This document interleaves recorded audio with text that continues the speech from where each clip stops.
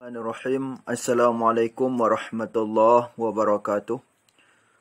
Sesuai dengan yang telah dijadualkan oleh sekolah, pada kesempatan ini pelajaran kita adalah tarikh.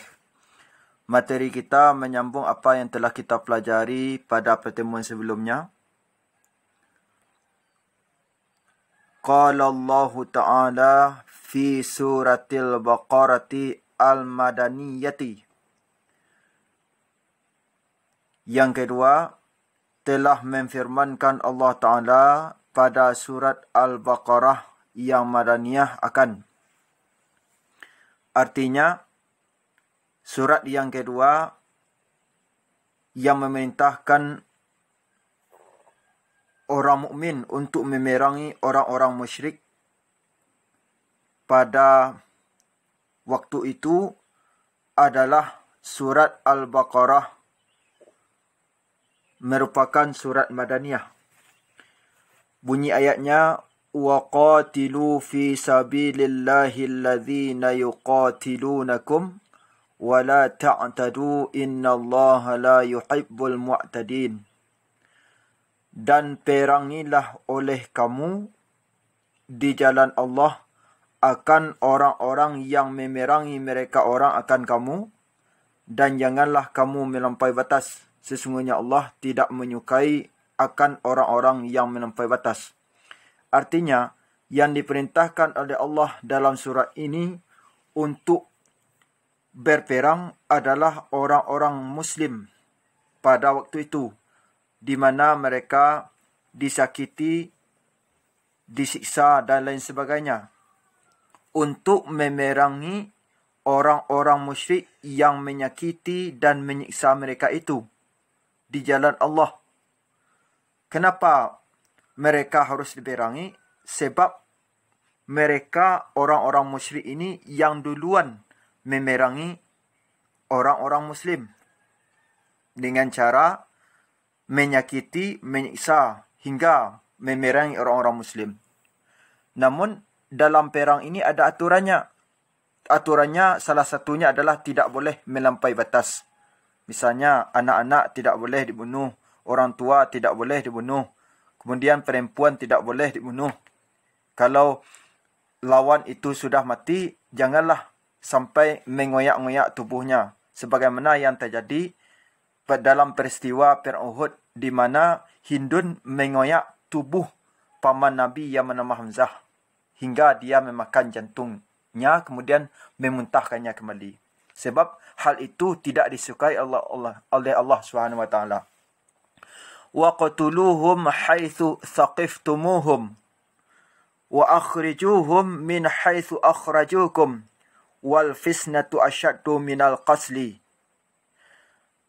Dan bunuhlah oleh kamu akan mereka di mana menemui kamu akan mereka, dan usirlah oleh kamu akan mereka dari arah mana mereka telah mengusir akan kamu. Dan membuat kekacauan itu lebih bersangatan daripada membunuh. Artinya, pada waktu itu, seketika Allah Subhanahu wa taala sudah memerintahkan kepada orang Muslim untuk memerangi orang-orang musyrik. Mereka diperintahkan di mana saja orang musyrik itu ketemu, bunuh dan usir. Kenapa? Sebab mereka ini sudah membuat kekacauan, membuat kebohongan, mengadu domba, melarang orang berdakwah, kemudian melarang orang masuk Islam, dan lain sebagainya. Padahal ini adalah merupakan fitnah, di mana fitnah itu lebih kejam daripada membunuh. Ini yang diperintahkan oleh Allah SWT terhadap orang Muslim untuk memerangi orang-orang musyrik itu. وَلَا تُقَاتِلُوهُمْ عِنْدَ الْمَسْجِدِ الْحَرَامِ حَتَّى يُقَاتِلُوكُمْ فِيهِ. Dan janganlah memerangi kamu akan mereka di dekat Masjidil Haram atau di Masjidil Haram, hingga memerangi mereka akan kamu padanya Masjidil Haram. Artinya, ada suatu tempat yang dilarang oleh Allah Subhanahu wa taala pada waktu itu untuk melakukan perang, yaitu di Masjidil Haram. Di Masjidil Haram tidak boleh melakukan perperangan, baik orang Muslim, baik orang musyrik. Kapan orang Muslim dilarang oleh Allah Subhanahu Wa Taala untuk memerangi orang musyrik di Masjidil Haram?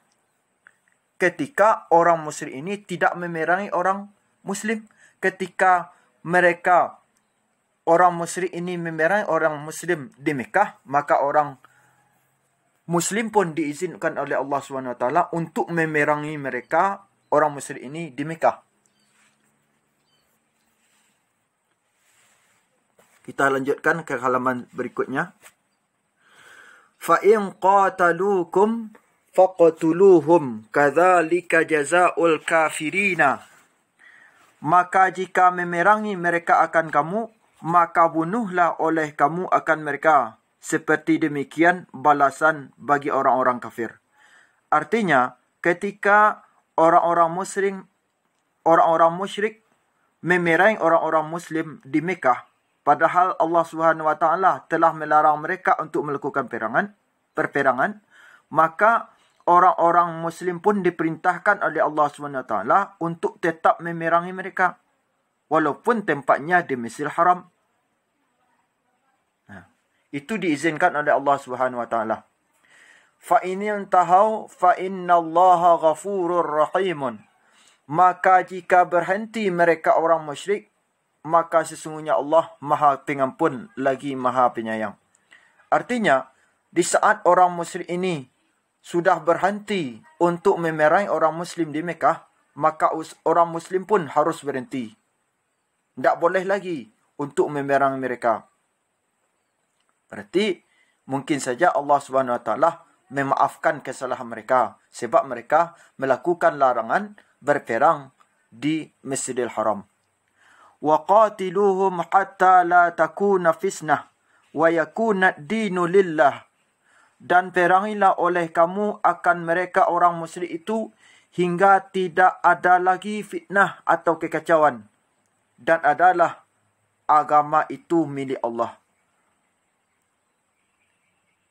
Fa in intahau fala udwana illa 'ala zalimin. Maka jika berhenti mereka orang musyrik, maka tidak ada lagi permusuhan kecuali atas orang-orang zalim. Artinya, orang Muslim diperintahkan oleh Allah Subhanahu Wa Taala untuk memerangi orang-orang musyrik pada waktu itu sampai kekacauan fitnah itu tidak ada lagi.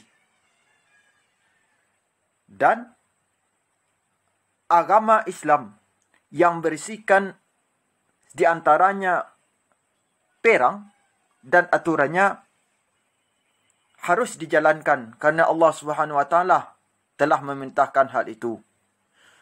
Namun apabila orang musyrik ini telah berhenti tidak memerangi orang Muslim lagi, maka pada waktu itu tidak ada permusuhan lagi.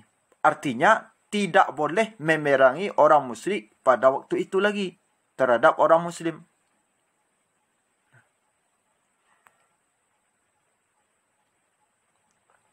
Asy-syahrul haramu bi syahril harami wal hurumatu qisasun. Bulan haram dengan bulan haram dan beberapa yang dihormati ada kisas. Artinya, ada beberapa bulan yang diharamkan oleh Allah Subhanahu Wa Taala untuk melakukan perang. Bulan itu adalah Zulqaidah, Zulhijjah, Muharram dan Rajab. Ini ialah 4 bulan di mana Allah Subhanahu Wa Taala mengharamkan kepada orang-orang untuk melakukan perang. Kalau dilakukan perang, tentu ada aturan atau berupa kisas yang akan diberikan oleh Allah Subhanahu Wa Taala. Namun bagaimana? فَمَنْ يَعْتَدَى عَلَيْكُمْ فَاعْتَدُوا عَلَيْهِ بِمِثْلِ مَا اعْتَدَى عَلَيْكُمْ وَاتَّقُوا اللَّهَ وَاعْلَمُوا أَنَّ اللَّهَ مَعَ الْمُتَّقِينَ. Maka orang yang telah menyerang dia orang atas kamu, maka seranglah oleh kamu atasnya orang seumpama sesuatu yang telah menyerang dia orang atas kamu. Dan takutlah kamu akan Allah, dan ketahuilah oleh kamu akan bahwasanya Allah beserta orang-orang bertakwa. Artinya, walaupun di bulan haram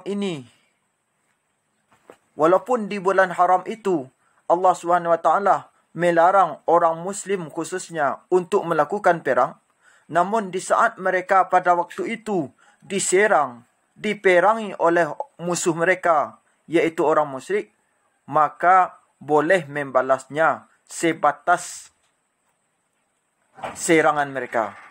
Tak boleh lebih. Mereka menyerang sedikit, orang Muslim menyerang banyak, itu tak boleh. Ketika orang musyrik ini memerang orang Muslim sedikit, ya balaslah oleh orang Muslim itu sedikit. Dan seterusnya. Dan dalam memerangi orang musyrik tadi, tidak boleh melampaui batas. Tidak boleh lebih dari serangan yang dilancarkan oleh orang musyrik terhadap orang Muslim. Ya, setimpal lah kalau boleh dikatakan. Sebab ini sudah menjadi aturan Allah Subhanahu Wa Taala, dan Allah Subhanahu Wa Taala akan bersama dengan orang-orang yang mengikuti aturannya, yaitu orang-orang Muslim. Wa qala fi suratil Anfal al-Madaniyati, dan telah memfirmankan Allah Ta'ala pada surat Al-Anfal yang Madaniyah akan.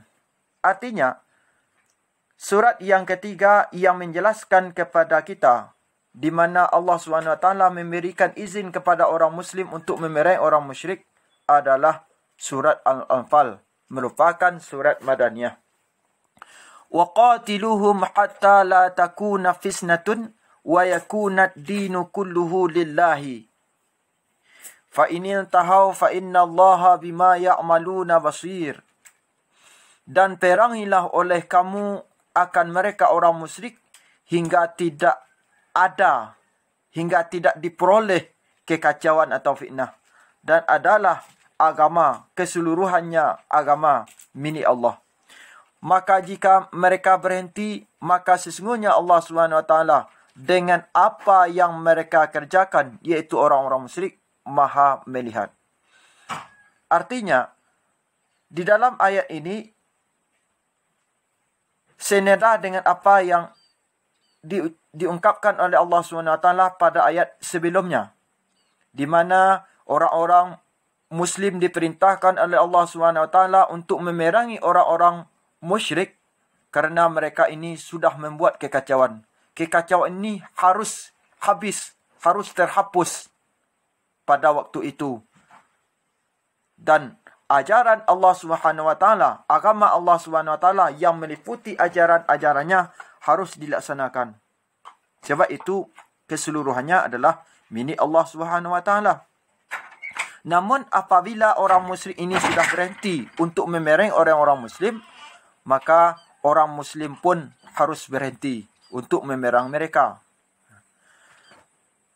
Wa in tawallaw fa'lamu anna Allaha maulakum ni'mal maula wa ni'man nasir.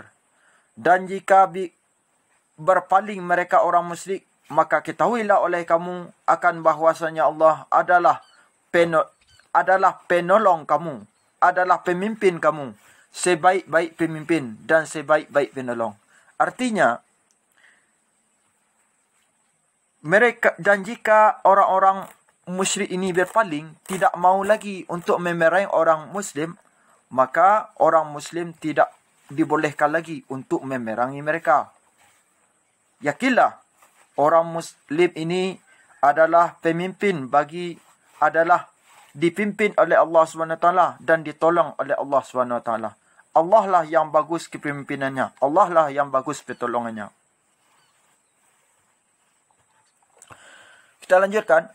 Qala fi suratin nisa'i al-madaniyati. Yang ketiga, telah memfirmankan Allah SWT pada surat An-Nisa yang Madaniyah. Artinya, surat yang ketiga, atau boleh kita katakan surat yang keempat, melanjutkan keterangan tadi, di mana Allah SWT memerintahkan orang Muslim untuk memerangi orang-orang musyrik, yaitu terdapat dalam surat An-Nisa, merupakan surat Madaniyah. Wa ma lakum la tuqatiluna fi sabilillahi wal mustad'afina minar rijali wan nisa'i wal wildanil ladzina yaquluna rabbana akhrijna min hadhil qaryati adh-dhalimi ahluha waj'al lana min ladunka waliyyan waj'al lana min ladunka nasira. Artinya,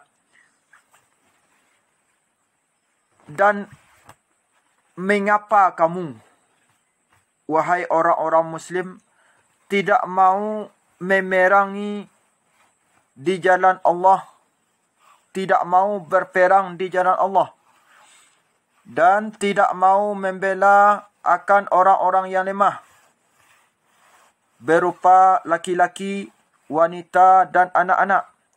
Padahal yang mereka ini mengucapkan, wahai Tuhan kami, keluarkan kami dari negeri ini, di mana yang zalim penduduknya. Dan jadikanlah kami dari sisi Engkau akan seorang penolong. Dan jadikanlah kami dari sisi Engkau sebagai penolong. Artinya, ini perintah Allah SWT terhadap orang Muslim untuk memerangi orang musyrik.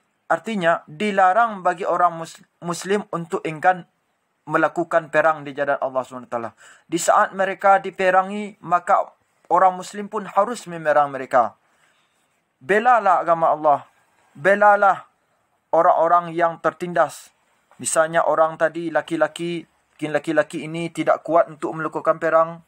Wanita, anak-anak harus dilindungi dari orang-orang musyrik. Padahal mereka ini mengeluh kepada Allah SWT, berdoa kepada Allah SWT. Kenapa negeri mereka itu banyak orang-orang yang zalim, banyak orang-orang musyrik yang selalu merongrongi ketenangan mereka dengan ketidaktenangan. Mereka merindukan seorang yang dapat memimpin mereka, yang dapat menolong mereka, yang dapat membela mereka dari kezaliman-kezaliman ini. Demikianlah pelajaran kita pada kesempatan ini. Untuk tugas dapat dilihat dalam